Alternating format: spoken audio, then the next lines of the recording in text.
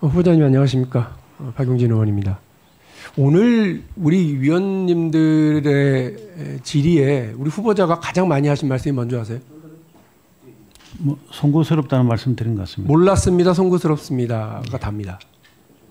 혹시 33년 재판을 하시면서 재판정에 선 사람이 몰랐습니다라고 얘기하면 있던 죄도 없게 판결해 주셨습니까?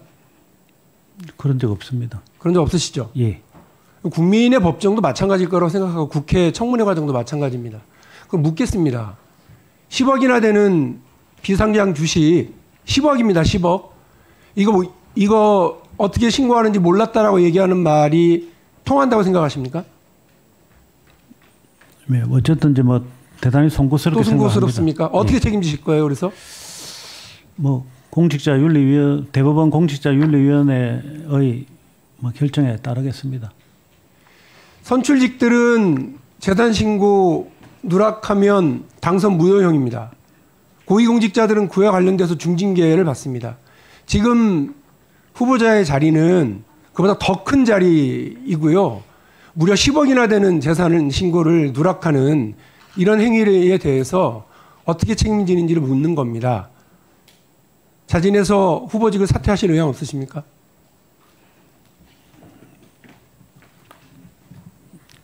뭐 제가 답변 드리기 조금 본인이 결정하신 문제입니다. 저는 사실은 그 가액이 10억이라는 것을 청문회 과정에서 처음으로 알았습니다. 네, 그게 국민들 가슴에 못 박습니다. 그 말씀이 자꾸 하시는데 10억 정도는 나는 있는지 없는지도 모르는 사람이다.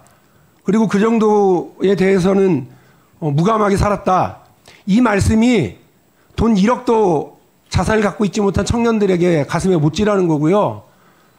10억 자산도 못 만들고 있는 우리 국민들한테 또 못 찌라는 말씀이세요. 그런 말씀 좀 그만하세요.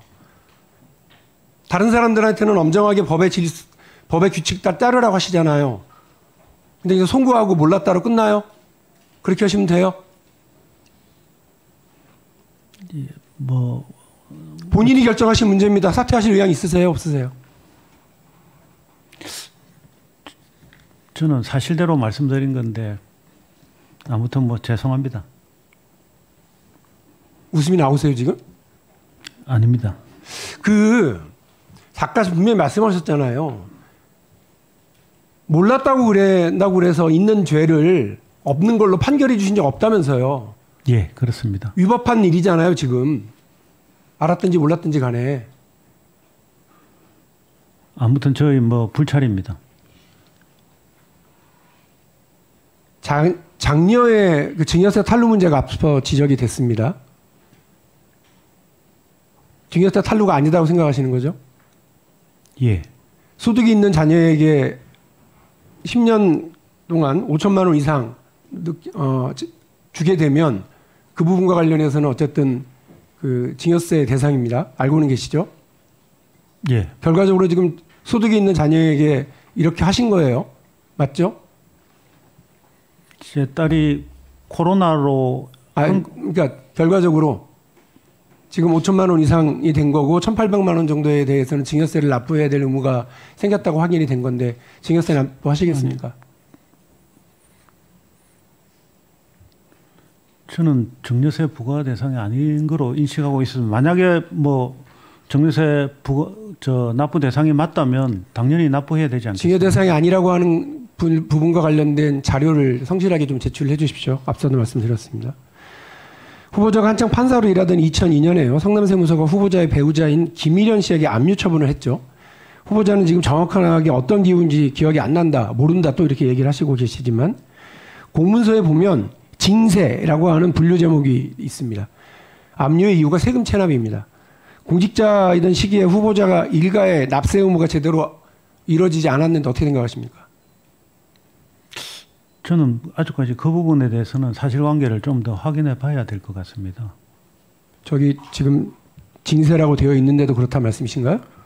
아니, 저 부분은 사실은 뭐 시간도 오래되어 가지고 아마 정확한 자료 제출하시고요.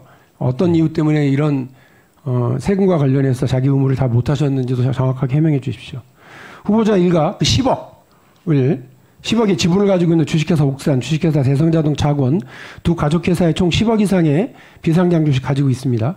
두 개의 가족회사가 일부 언론 취재에 따르면 같은 회사인데 세금 문제 등 운영에 유리하다라는 이유로 법인 쪼개기를 한 것 같습니다.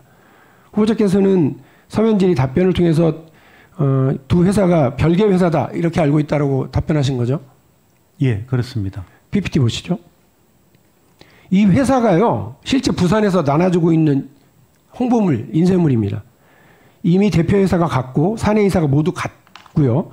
모두 그 처가 쪽 가족회사인 옥산, 남양산, 대성자동차가 자매학원이다라고 하는 표현으로 모집을 하고 있습니다. 이것도 모르고 계셨죠? 예. 이걸 통해서 세금 회피, 노동법 위반 등의 편법, 불법 의혹이 있는 것이라면 이렇게 해서 돈을 벌어들인 회사로부터 배당을 받은 후보자와 후보자 일가는 어떤 책임을 지셔야 되겠습니까?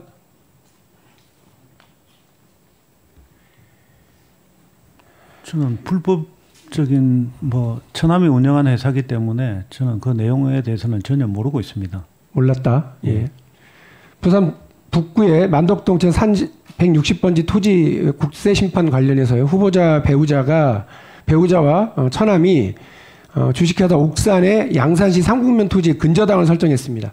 근데 후보자의 지금 재산이 72억이고요. 당시에도 수십억 원 됐을 테고 처가 쪽 재산은 더 많았을 겁니다. 그런데 배우자가 본인이나 배우자인 후보자의 땅이 아니라 2.5% 주주에 불과한 회사가 보유한 토지에 근저당을 설정합니다. 아무리 주식회사 옥산이 폐쇄적인 가족회사라고 하더라도 그것에 근무하는 종사자들의 이익이나 회사법인의 이익에 어긋나는 행위는 가족회사를 사실상 처가의 사금고로 활용한 행태이고 배임의 소지마다 있다고 생각합니다. 아시겠지만 1인 회사의 주주도 횡령 배임죄가 성립합니다. 이 행위에 대해서 어떻게 생각하십니까? 저는 처남이 하는 회사 운영에 대해서 전혀 아는 바가 없기 때문에 처남 문제가 아니고요. 배우자가 근저당을 회사 땅으로 본인의 재산이나 본인 땅이 아니라 회사 땅으로 그렇게 했다고요. 2.5%의 지분밖에 없는 회사 땅을. 왜 회사에 그런 부담과 불이익을 나눕니까? 그렇게 해도 됩니까? 아마 그 회사는 그렇게 운영해도 되는 거예요? 아마 관련자들이 제 처와 제 처남 두 분이 같이 있었기 때문에 결과적으로 저래 된 모양인데 저는 저 부분에 대해서도 사실은 알지 못합니다. 예. 모르고 배우자가 이런 배임 행위와 관련된 소지가 있는데도 불구하고 그와 관련해서도 지금 아무런 책임이 내는 거 없다? 저는 불법 행위는 없는 것으로 알고 있습니다. 배임과 관련한 불법 행위가 없는 걸로 알고 있다? 예. 예, 알겠습니다. 예.